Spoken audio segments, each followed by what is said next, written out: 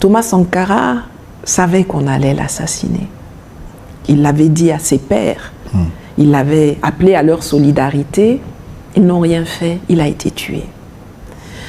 Kadhafi savait qu'on allait l'assassiner. Il a compté sur ses pairs pour essayer d'arrêter ça. Il a été tué. L'Union africaine est un organisme qu'il faut supprimer, toxique, qui a montré qu'il ne travaille pas pour les Africains, ni l'unité, ni les Africains, qui est un instrument dans la main des intérêts étrangers. Qu'est-ce que c'est la démocratie? Je veux dire, est-ce que c'est la démocratie que nous voulions en Afrique? Vous savez, en politique, il y a les moyens et il y a la fin. On a réussi à faire croire à certains que la démocratie était la fin. Mais la fin, en réalité, c'est l'enrichissement des Africains, c'est la sécurité, c'est le progrès, c'est le confort des populations africaines. C'est le fait de pouvoir vivre dignement, en sécurité, confortablement en Afrique. C'est ça la fin. On a des moyens, on nous a fait croire que la démocratie était un moyen pour arriver à cette fin.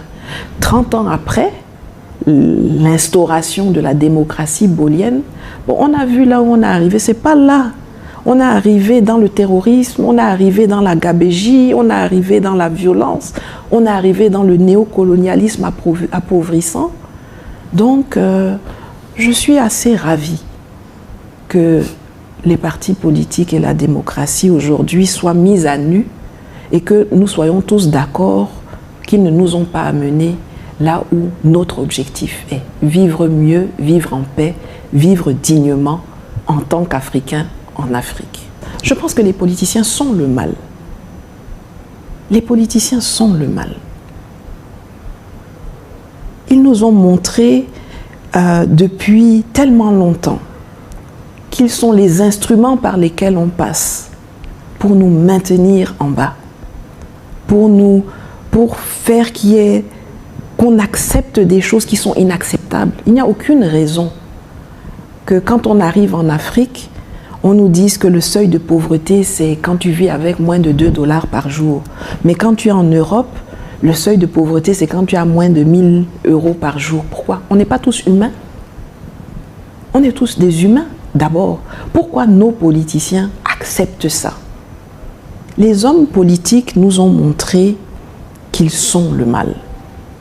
Donc, ils n'ont qu'à prendre leur mal en patience. Ils sont en bonne compagnie là-bas avec le mal, puisque eux-mêmes sont le mal. Et je dois avouer que l'adversité des Occidentaux ne me gêne pas.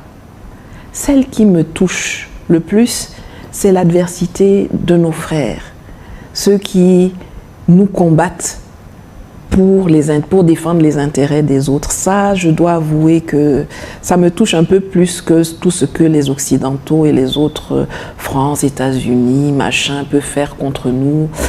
Ça, je m'en tape. Mais quand on est interdit d'entrer dans des pays africains, ça me touche. Quand ce sont nos frères qui nous attaquent, qui nous insultent, qui nous dénigrent, certaines fois on se dit mais on se bat pour vous et pour vos enfants, est-ce que ça vaut vraiment la peine de continuer? Et puis après on regarde, on voit que bon, c'est quand même assez résiduel par rapport à tout ce qu'il y a de positif et on continue. Je ne suis pas encore payée par le président Poutine, mais s'il regarde New World, cher président Poutine, si vous voulez me payer, vraiment, je suis preneuse. Il n'y a pas de souci, tout travail mérite un effort. Nous travaillons, nous sommes dans une lutte. Il n'y a aucune lutte qui peut aboutir si on n'a pas les moyens de la mener. Aucune. Qu'on parte des luttes de libération, de l'ANC, de la SWAPO, de l'UPC, de tout ce qui s'est passé dans le monde, c'est impossible de mener une lutte sans avoir les moyens de sa politique.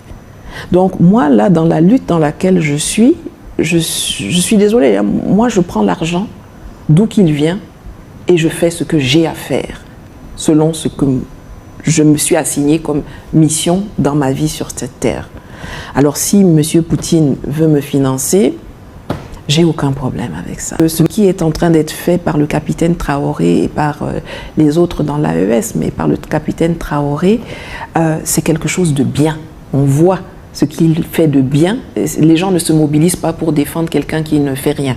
Les gens se mobilisent parce qu'ils sont en train de défendre quelqu'un qui est en train de faire quelque chose qui porte, qui a de la signification, qui change les choses.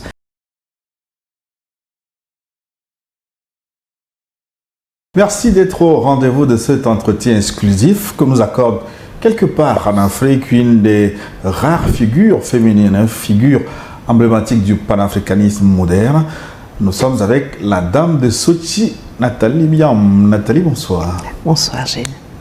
Merci de nous recevoir. Merci de m'avoir convié. Nathalie Biam, qui est prête à tout nous dire sur son engagement politique, son engagement panafricaniste, la dynamique de l'AES, la 5e République togolaise et l'avenir de l'Afrique. Nathalie Biam, d'abord, comment vous en êtes arrivé à l'engagement politique panafricaniste? Je pense que j'ai très tôt toujours eu une très grande un rapport à l'injustice, à la pauvreté, à ces notions-là, de part de là où je viens, du Cameroun, et puis surtout d'une famille très modeste, très modeste. Donc j'ai pu observer l'injustice, la pauvreté. J'ai pu aussi constater que à l'école, on nous parlait de choses qui n'étaient pas des choses dont on me parlait à la maison, où mes oncles, mes tontons, mes parents me parlaient de choses qu'on n'apprenait pas dans les livres d'école. Et donc j'ai commencé à chercher. Je suis quelqu'un de très curieuse. Et j'ai tout de suite, très tôt, voulu combattre cela, changer cela. Je pense que c'est ancré en moi, ce sentiment de révolte à l'injustice et cette aspiration à la liberté, à l'autodétermination, à la dignité africaine. Moi, je suis née en Suisse, dans un bled assez perdu dans les montagnes là-bas. D'un père camerounais, d'une mère suisse. Voilà, tout à fait. Et quand j'étais jeune, il n'y avait pas de Noirs dans le village, la ville où j'habitais. Et c'était un peu rude en termes de comment on était perçu, comment on était traité.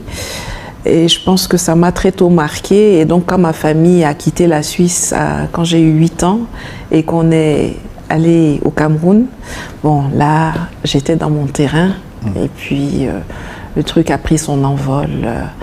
Après, je suis quelqu'un qui lit beaucoup, donc j'ai découvert les Marcus Garvey, les Webb Dubois, Nkrumah, Fanon, Césaire. Et puis, paf, on est dedans. Mais quelle est la part de l'héritage politique de l'ancien président ghanéen, Jerry Rawlings, dans votre formation idéologique?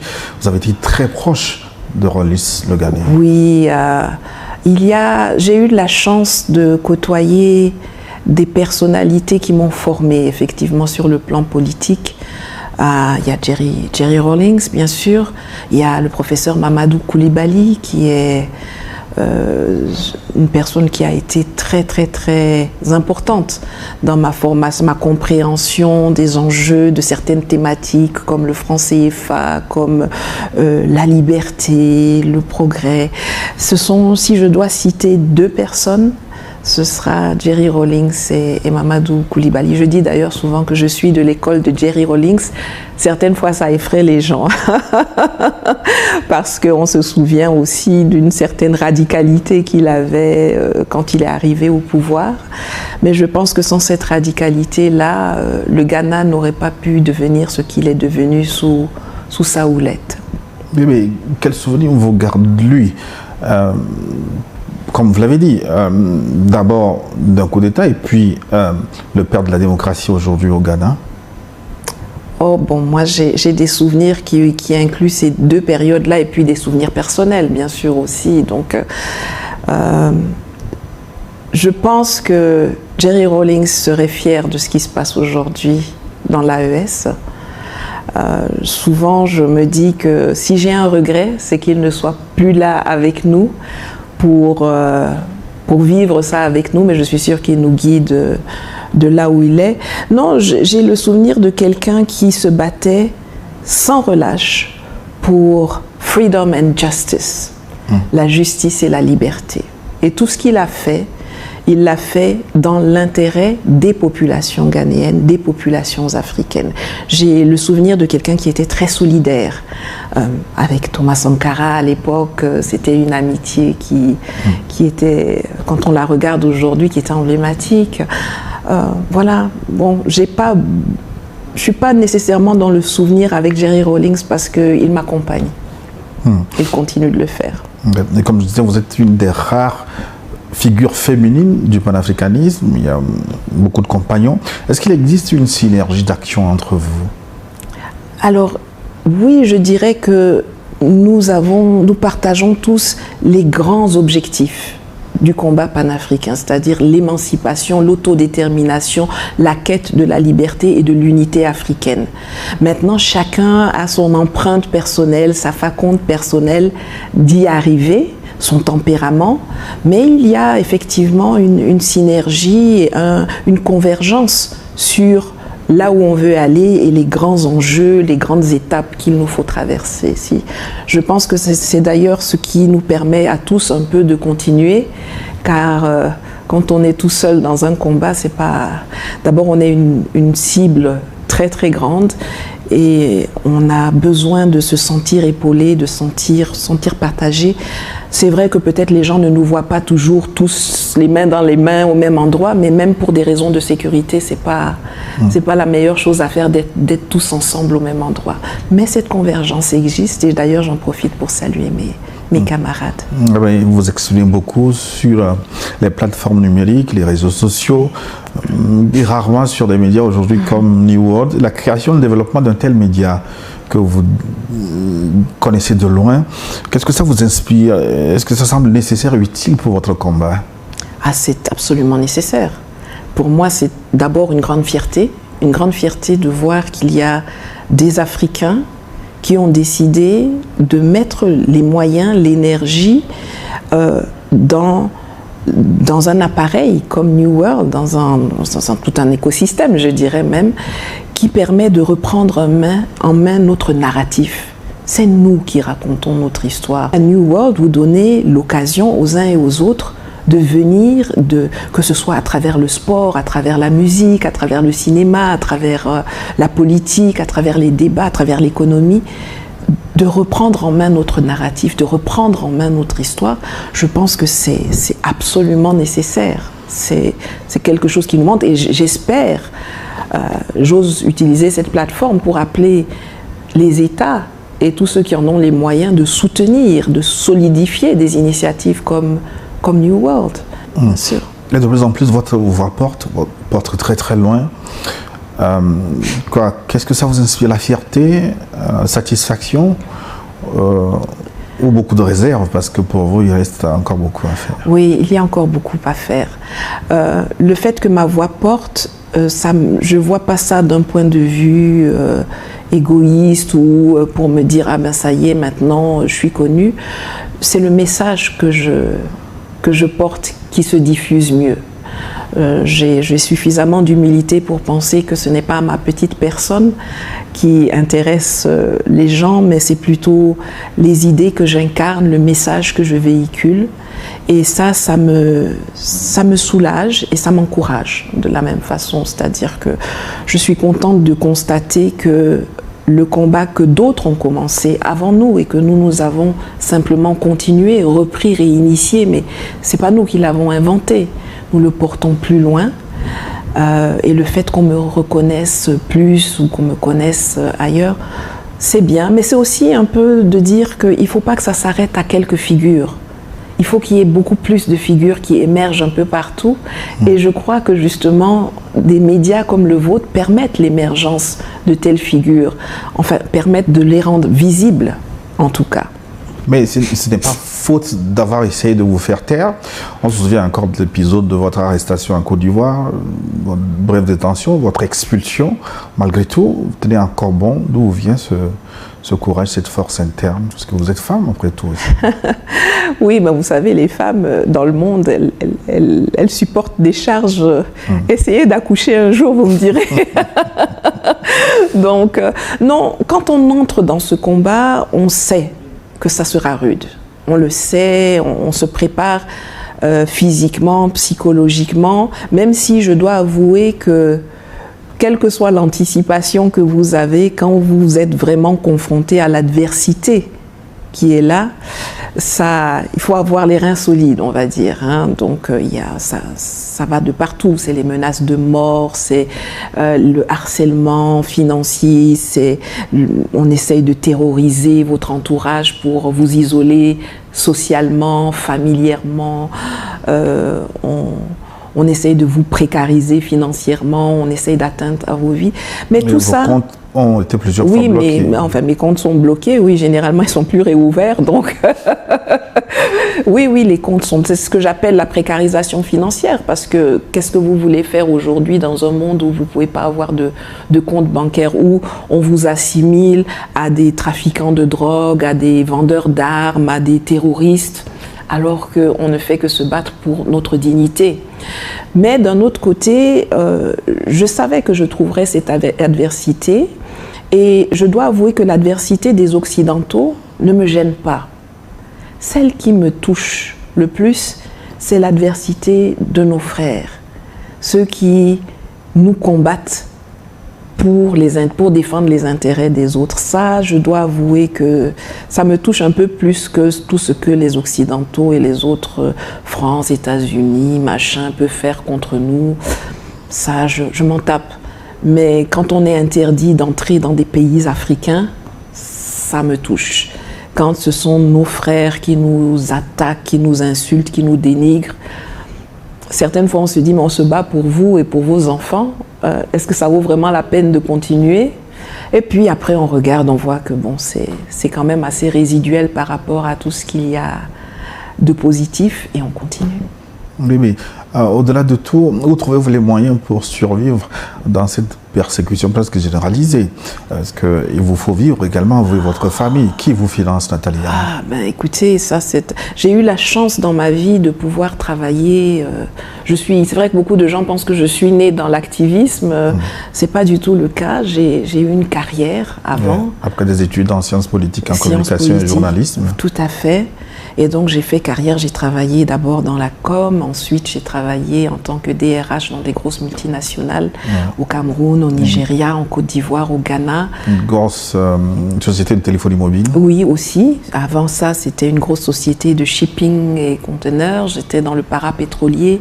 Donc j'ai eu quand même la chance de pouvoir bien gagner ma vie et de pouvoir investir un peu ce que j'ai gagné, ce qui me permet aujourd'hui de continuer. C'est vrai qu'on peut dire que sur les plateformes de réseaux sociaux, il y a aussi de la rémunération qui vient.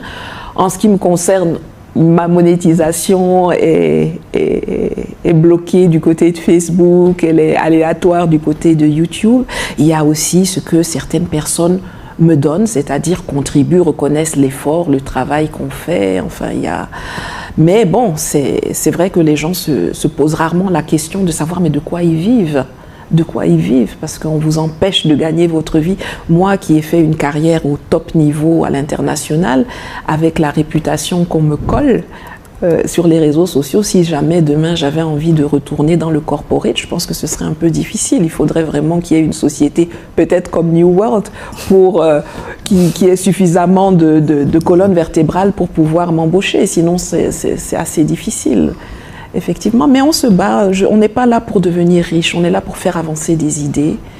Et je pense qu'on est sur le bon chemin. Mais vos détracteurs disent que vous êtes propagandiste de la Russie, que vous relayez les discours de la propagande de la Russie. Est-ce que vous êtes payé par le président Poutine? En tout cas, je ne suis pas encore payée par le président Poutine, mais s'il regarde New World, cher président Poutine, si vous voulez me payer, vraiment, je suis preneuse. Il n'y a pas de souci. Tout travail mérite un effort. Nous travaillons, nous sommes dans une lutte. Il n'y a aucune lutte qui peut aboutir si on n'a pas les moyens de la mener. Aucune. Qu'on parte des luttes de libération, de l'ANC, de la SWAPO, de l'UPC, de tout ce qui s'est passé dans le monde, c'est impossible de mener une lutte sans avoir les moyens de sa politique. Donc moi, là, dans la lutte dans laquelle je suis désolée, moi je prends l'argent d'où qu'il vient et je fais ce que j'ai à faire, selon ce que je me suis assignée comme mission dans ma vie sur cette terre. Alors si M. Poutine veut me financer, j'ai aucun problème avec ça. Malheureusement, il ne l'a pas encore fait, mais il n'est jamais trop tard. On est en 2025. Coucou. En tout cas, on peut considérer que votre message, comme on l'a dit, commence par prendre, peut-être dans la OUS par exemple. Oui. Alors, en partie, est-ce qu'on peut comptabiliser l'orientation géopolitique de ces trois pays, le Mali, le Burkina Faso, le Niger, comme une résultante de votre activisme ? De mon activisme et peut-être de celui aussi de mes collègues, d'autres personnes qui ont fait ce travail avant. C'est vrai que quand on regarde la chose, moi je suis dans ce combat depuis beaucoup plus longtemps que l'AES existe. Et d'ailleurs les autorités de ces pays, quand nous nous rencontrons, nous disent qu'ils nous remercient pour les avoir inspirés, pour ce que nous faisons, qui leur ont donné certaines fois des impulsions. Une fois, l'un d'entre eux m'a même dit nous sommes des militaires, mais vous êtes une civile, et puis vous êtes dans ce combat-là, ça nous donne, ça nous met un peu de pression pour le faire. Après, aujourd'hui, c'est eux qui sont à l'action. Même si nous, on a pu les inspirer à un moment donné, aujourd'hui, c'est eux qui sont en position d'agir. C'est eux qui incarnent le changement auquel nous avons appelé pendant toutes ces années. C'est eux qui sont en train de le concrétiser à la face du monde et à la face surtout des Africains. C'est eux qui résilient les contrats, c'est eux qui mettent un terme à des présences militaires, c'est eux qui sont en train de se battre pour la sécurité de leur peuple, c'est eux qui sont en train de travailler à couper tous les mécanismes d'asservissement qui sont encore en place en dessous. Donc, on les a peut-être inspirés, mais aujourd'hui, c'est eux qui sont dans le spotlight et c'est eux qui nous donnent le boost nécessaire pour continuer, parce qu'on peut montrer un exemple. On peut dire ce qu'on vous a dit depuis des années, voilà ce qui est en train de se passer. Et comment vivez-vous l'accueil qui vous est désormais réservé dans ces trois pays de l'AES en général et au Niger en particulier, où vous avez été faite chevalière de l'ordre des palmes académiques? Oui. Ah, mais je le vis très bien. Je dois avouer, d'ailleurs, je vis toujours très bien quand je suis en Afrique. Parce que l'Afrique, c'est chez moi, et je dis à tout le monde, je me considère chez moi partout en Afrique. Donc, c'est avec beaucoup de plaisir que je suis dans chacun des pays africains où je me déplace, mais au Niger et dans l'AES, bon, on se retrouve dans la résilience, dans le combat, dans la détermination avec les populations. Et je pense que c'est ce qui fait que l'accueil qui m'est réservé est toujours très, très cordial, très chaleureux. Et moi, je constate que, voilà, on est sur la même lignée, on encaisse des coups, mais on sait où on va, on se bat pour la même chose. Et c'est un immense plaisir. C'est un immense plaisir. À côté, au Burkina Faso, le 30 avril dernier, un soutien international a été organisé en faveur du capitaine Ibrahim Traoré. Cela a défrayé la chronique. Quelle lecture faites-vous de l'ampleur de cette mobilisation, on va dire, mondiale? Oui, bon, une lecture à plusieurs niveaux, je dirais. D'abord, je constate que les gens ont compris qu'il y avait une injustice qui était en train de se passer. Il y a quelque chose qui n'était pas bien, qui était en train de se passer, ils se sont mobilisés. Je pense que ça signale aussi que ce qui est en train d'être fait par le capitaine Traoré et par les autres dans l'AES, mais par le capitaine Traoré, c'est quelque chose de bien. On voit ce qu'il fait de bien. Les gens ne se mobilisent pas pour défendre quelqu'un qui ne fait rien. Les gens se mobilisent parce qu'ils sont en train de défendre quelqu'un qui est en train de faire quelque chose qui porte, qui a de la signification, qui change les choses. Ensuite, je pense qu'il faut aussi le lire comme la victoire aussi des réseaux sociaux sur les médias mainstream. Parce que quand vous entendez parler du Burkina Faso, ou de l'AES dans les médias mainstream, c'est toujours des propos dégradants. C'est des juntes, c'est le terrorisme, c'est la pauvreté, c'est la régression, Et donc, cette mobilisation prouve que les gens ont d'autres sources d'informations aujourd'hui, qu'ils ont des alternatives pour se former leurs opinions sur les problèmes et sur ce qui leur est raconté, et que dans la majorité, les gens ont compris que ce qu'on nous raconte dans le mainstream, là, ça n'a rien à voir avec la réalité. Un autre niveau de lecture que j'ai, c'est que cette mobilisation retranscrit l'avancement dans l'éveil des populations. Thomas Sankara savait qu'on allait l'assassiner. Il l'avait dit à ses pairs. Il l'avait appelé à leur solidarité. Ils n'ont rien fait. Il a été tué. Kadhafi savait qu'on allait l'assassiner. Il a compté sur ses pairs pour essayer d'arrêter ça. Il a été tué.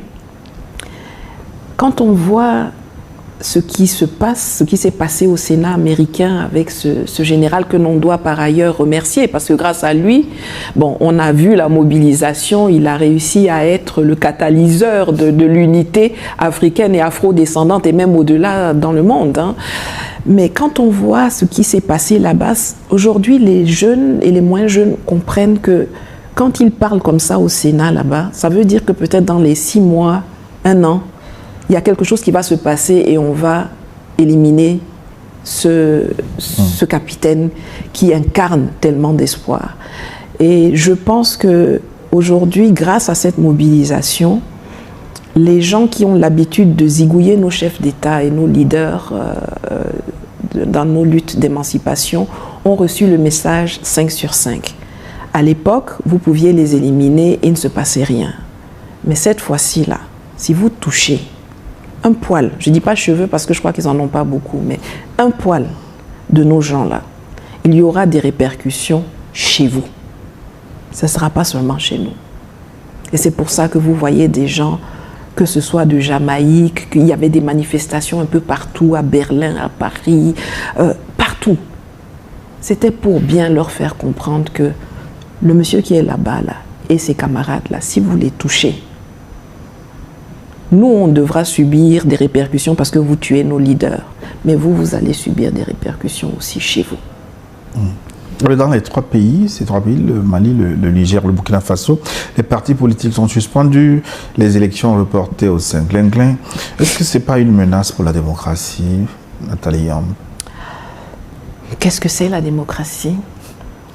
Je veux dire, est-ce que c'est la démocratie que nous voulions en Afrique? Vous savez, en politique, il y a les moyens et il y a la fin. On a réussi à faire croire à certains que la démocratie était la fin. Mais la fin, en réalité, c'est l'enrichissement des Africains, c'est la sécurité, c'est le progrès, c'est le confort des populations africaines. C'est le fait de pouvoir vivre dignement, en sécurité, confortablement en Afrique. C'est ça la fin. On a des moyens, on nous a fait croire que la démocratie était un moyen pour arriver à cette fin.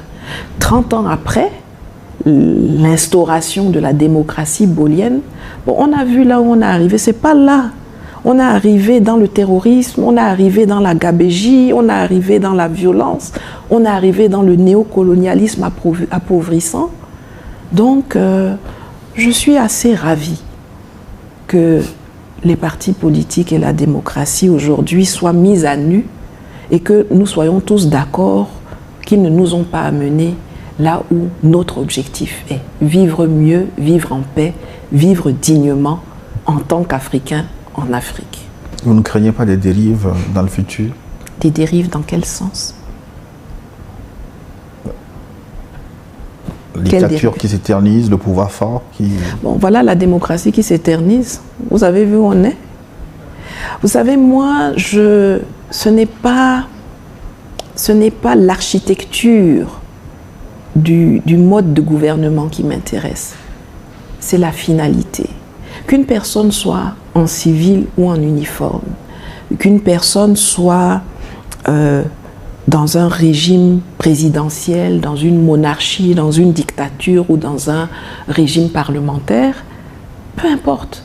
Ce qui importe, c'est qu'est-ce qu'il fait à la place où il est. si c'est un dictateur, mais que ce dictateur-là fait que les conditions de vie s'améliorent, que les gens vivent mieux, qu'ils peuvent scolariser leurs enfants, qu'ils peuvent se soigner chez eux, dans leur pays, sans avoir à prendre l'avion s'ils sont riches ou à mourir s'ils sont pauvres. Mais le dictateur là n'a qu'à rester, il nous arrange. Singapour, dont on parle aujourd'hui, là, c'était pas la démocratie, hein. Mais voilà, on cite le pays en exemple. Donc, ces catégorisations, démocratie, dictateur, c'est pas ça. Ça, c'est des mots, c'est des habits. Qu'est-ce que la personne qui est là fait? Si elle travaille pour les intérêts de ces populations, elle n'a qu'à rester. Si vous l'appelez dictateur, soit, appelons-le dictateur, il est le dictateur, il n'a qu'à rester. Maintenant, si c'est un démocrate, mais qu'il ne faut rien, bon, il n'a qu'à partir. Grand Mali, ces décisions de suspension des partis politiques suscitent déjà des mouvements de rue. Les politiciens doivent-ils prendre leur mal en patience, selon vous? Déjà, des mouvements de rue, c'est peut-être 3 pelés, 4 tondus. Hein, je veux dire, qu'est-ce qu'on appelle mouvement de rue? Les politiciens eux-mêmes qui bavardent beaucoup, on les a pas. Vous les avez vus dans la rue, vous? Moi, je les ai pas vus. J'ai vu une poignée de personnes qui étaient là, et j'ai vu beaucoup plus de jeunes d'ailleurs qui manifestaient contre ces personnes-là dans la rue. Maintenant, est-ce qu'ils doivent prendre leur mal en patience? Je pense que les politiciens sont le mal. Les politiciens sont le mal. Ils nous ont montré depuis tellement longtemps qu'ils sont les instruments par lesquels on passe pour nous maintenir en bas, pour faire qu'on accepte des choses qui sont inacceptables. Il n'y a aucune raison que quand on arrive en Afrique, on nous dise que le seuil de pauvreté, c'est quand tu vis avec moins de 2 $ par jour. Mais quand tu es en Europe, le seuil de pauvreté, c'est quand tu as moins de 1 000 € par jour. Pourquoi? On n'est pas tous humains. On est tous des humains, d'abord. Pourquoi nos politiciens acceptent ça? Les hommes politiques nous ont montré qu'ils sont le mal. Donc, ils n'ont qu'à prendre leur mal en patience. Ils sont en bonne compagnie là-bas avec le mal, puisque eux-mêmes sont le mal. Je n'ai aucune pitié pour les hommes politiques. Et je le dis d'autant plus sereinement que moi-même, j'ai travaillé à la mise en place d'un parti politique à l'époque en Côte d'Ivoire. Donc, j'ai essayé cette façon de contribuer au combat. J'ai vu ses limites. Je ne suis plus là-dedans. Et je suis donc très décomplexée pour le dire aujourd'hui. Sur le basculement politique ou géopolitique de l'AES vous semble durable? Parce que c'est un mouvement qui s'inscrit dans la durée. En tout cas, je l'espère et j'y travaille. C'est essentiel pour nous qu'il soit durable. Et je travaille à ce que je fais ma part pour qu'il puisse s'inscrire dans la durée. Vous savez, quand vous regardez notre histoire récente, vous voyez que tout se passe par cycle de 30 ans. On a eu d'abord l'esclavage, la colonisation, puis donc dans les années 60 l'indépendance.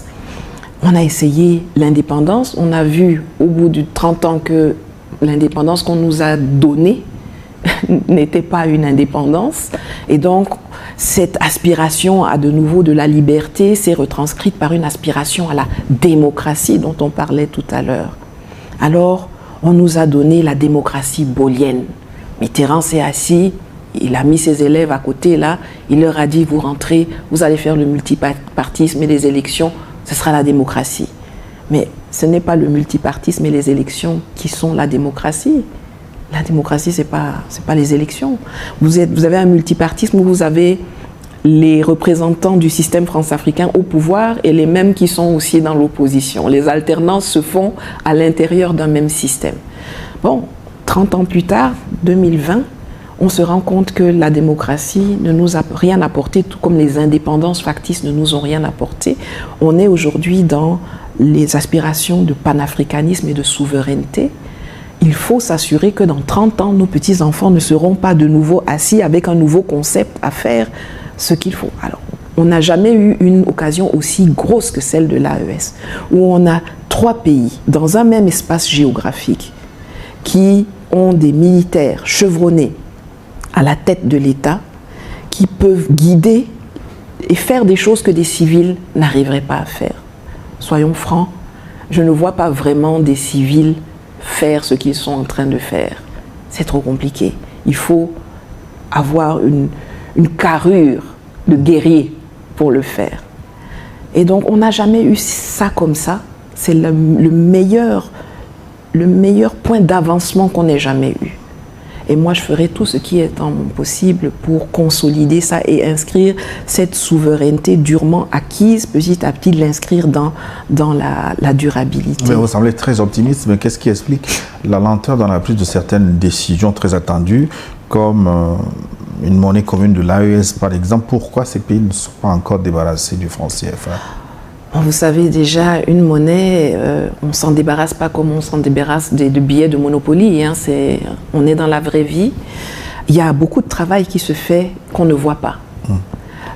Quand vous lancez une monnaie, il y a des pièges à déjouer. Vous savez que les gens vont vous tendre des pièges. L'histoire nous l'a appris. Il y a une confiance à bâtir. La monnaie, ce qui fait la valeur d'une monnaie, c'est la confiance qu'on lui prête. Donc il y a des situations, un contexte à mettre en place, il y a une économie à stabiliser, il y a une sécurité à donner, là il s'agit de 3 pays, donc il y a une union et une unité à bâtir, et tout ne se fait pas en plein jour. Il y a beaucoup, c'est comme dans un iceberg, il y a 20% que vous voyez, mais les 80% se font en dessous. Les gens sont au travail, les gens sont en train de travailler à l'arrivée de cette monnaie. Alors bien sûr, on ne va pas dire que tout est rose et tout est bien. Il y a encore, même dans l'AES, des résistances. Les reliquats de l'ancien ordre qui se battent pour essayer de le faire survivre. Et ces gens-là, il y en a qui sont là qu'il faut extirper du processus pour enlever certains blocages. Mais sinon, le dossier de la monnaie avance bien. On espère que l'AES s'élargisse, en tout cas vous l'espérez. Mais pourquoi la Guinée et le Gabon, par exemple, qui sont passés également par une prise de pouvoir par l'armée, n'ont pas rejoint cette dynamique? Parce que tous les militaires n'ont pas, vous dites passer par l'armée, mais c'est pas l'uniforme qui fait le patriotisme. C'est ce qu'on a dans la tête, c'est ce à quoi on aspire. Parlant de la Guinée, on va quand même reconnaître je crois qu'est-ce qu'il est, il n'était plus colonel maintenant, il est général. D'accord. On va dire au général, on va lui reconnaître le fait que quand les pays de l'AES étaient menacés par la CEDEAO sous embargo, des embargos inhumains, des saisies de comptes complètement illégales, il a fait preuve de solidarité. Il ne leur a pas fermé le port, ça il faut le reconnaître et lui dire merci. Mais ça n'empêche pas que depuis qu'on le voit évoluer, on se rappelle quand même que c'est un ancien légionnaire de l'armée française qui est marié avec son officier traitant. Et aujourd'hui, quand on voit des militaires français et des agents français s'installer en Guinée, ce n'est pas fait pour faire évoluer la confiance. Quant au Gabon, bon, lui, il n'a jamais fait semblant de ne pas être de la France-Afrique. Le coup d'État du Gabon, l'arrivée du général Oligui, c'est le coup d'État typique de la France-Afrique. Quand vous regardez, c'est le coup d'État france-africain pour sauver le système france-africain, comme Damiba a été mis au Burkina Faso. Bon, lui, il n'a jamais fait semblant de vouloir être dans l'AES ou de vouloir être dans une dynamique de rompre avec la France-Afrique. D'ailleurs, il vient de mettre en place un gouvernement qui est rempli de France-Africains. Bon, c'est un no-brainer. Et que dites-vous du positionnement du Tchad? Lequel? Le positionnement géopolitique par rapport à l'AES. Vous connaissez son positionnement? Le Tchad, moi, quand je le regarde, je trouve que c'est assez illisible. Dans l'absolu, c'est assez illisible. Vous voyez, il fait des choses un peu à droite, un peu à gauche. Quand j'étais plus jeune, on disait qu'ils ont des comportements ondoyants et divers. On fait partir l'armée française, mais on ne donne aucun chiffre sur combien... Il n'y a pas eu de transparence dans le processus de départ de l'armée française. On savait tous que la plus grosse présence militaire française dans cette zone de l'Afrique, c'était au Tchad. Mais on ne donne aucun chiffre, on nous fait comprendre qu'en 3 jours, 5 jours, les gens ont pu partir. Et tout ça dans un contexte où Macron avait annoncé une invisibilisation, une stratégie d'invisibilisation. Donc, il y a des choses qui se passent. Et même si l'armée française était vraiment entièrement partie, aujourd'hui, on sait que la DGSE et la CIA sont présents au Tchad, dans le lac Tchad. Donc, est-ce que c'est à l'insu du gouvernement tchadien ou est-ce qu'ils le savent ? Je pense qu'on est dans un état d'observation. Moi, je ne peux pas parler d'un positionnement du Tchad parce qu'un matin, il est là, l'après-midi, il est là. Je trouve ça très flou et j'observe avec attention en espérant que, quelque part, à un moment donné, il y aura une reconnaissance qu'on ne peut aller que de l'avant. On ne peut pas retourner dans la vieille France-Afrique de papa. Dans notre pays, le Togo, malgré les sanctions sous-régionales, le pays a continué à développer de bonnes relations bilatérales avec l'AES. Que doit-on en déduire finalement ? Déjà, peut-être que le Togo est plus raisonnable que ses pairs, que les pays voisins, que le Togo sait que les peuples d'Afrique sont des peuples frères et qu'on ne peut pas punir des peuples frères pour faire plaisir à des intérêts étrangers. Je crois que quand on observe un peu la politique du Togo, on voit que c'est un pays qui a envie de s'entendre avec tout le monde en réalité. Et je pense qu'il l'a démontré, il l'a mis en œuvre dans ce qui concerne l'AES. Moi personnellement, sachant que les décisions au niveau de la CEDEAO se prennent à l'unanimité, j'aurais peut-être préféré que le Togo ne signe pas les sanctions pour ne pas venir les appliquer après qu'il les bloque déjà au niveau d'Abuja. Mais bon, ça n'a pas été fait, mais au moins, sortant d'Abuja, ils sont sortis en disant non, on ne va pas mettre ça en œuvre, on va continuer de traiter ses voisins pour ce qu'ils sont, à savoir nos frères.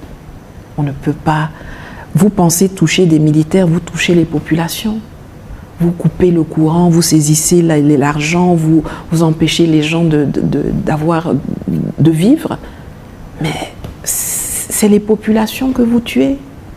Est-il souhaitable que le Togo rejoigne l'AES comme le pays ? Il est souhaitable que tout le monde rejoigne l'AES. Il est souhaitable que ce qui se passe à l'AES s'agrandisse. Alors effectivement, moi je suis pour que non seulement le Togo, mais beaucoup de pays rejoignent l'AES, mais on ne rejoint pas l'AES comme on rejoint un bar. Ce qui fait l'AES, c'est une vision de la façon dont doivent être gérés nos États. C'est une idéologie, c'est des valeurs en commun. Si c'est partagé, les gens sont les bienvenus, mais on ne peut pas... L'ancrage, vous avez parlé tout à l'heure du positionnement géopolitique de l'AES, il est clair. Ceux qui ne veulent pas se positionner auront du mal à rejoindre l'AES. Auront du mal. Mais je pense que c'est des choses qui doivent se faire, qui peuvent se faire. J'encourage tous les pays, le Togo en premier, à faire ce qu'il faut pour pouvoir agrandir cette famille qui est vraiment l'embryon de la vraie émancipation africaine. Et sur le plan interne, le Togo vient de basculer dans une nouvelle république, oui, à connotation parlementaire avec l'élection d'un nouveau président de la République. Est-ce que c'est un changement qualitatif selon vous ? Je crois que je l'ai dit tout à l'heure, pour moi, ce n'est pas le nom qu'on donne au régime ou la nature du régime qui en fait sa qualité. Ce sont ses actions. Est-ce que le nouveau régime, nouveau ancien, hein, parce que bon, il y a une continuité dans le changement ou le changement dans la continuité, je ne sais pas trop, mais c'est qu'est-ce que vous faites pour vos populations ? Qu'est-ce que vous faites pour améliorer leur qualité de vie ? Qu'est-ce que vous faites pour améliorer leur expérience, leur formation, leur quotidien ? Vous pouvez être dans un régime parlementaire, je vous ai déjà dit, dictature, tout ce que vous voulez. Qu'est-ce que vous faites ? C'est ça qui fait la qualité. Est-ce que ça va changer maintenant qu'on est en régime parlementaire ? Est-ce qu'on va voir un boom ? On est là, on va observer.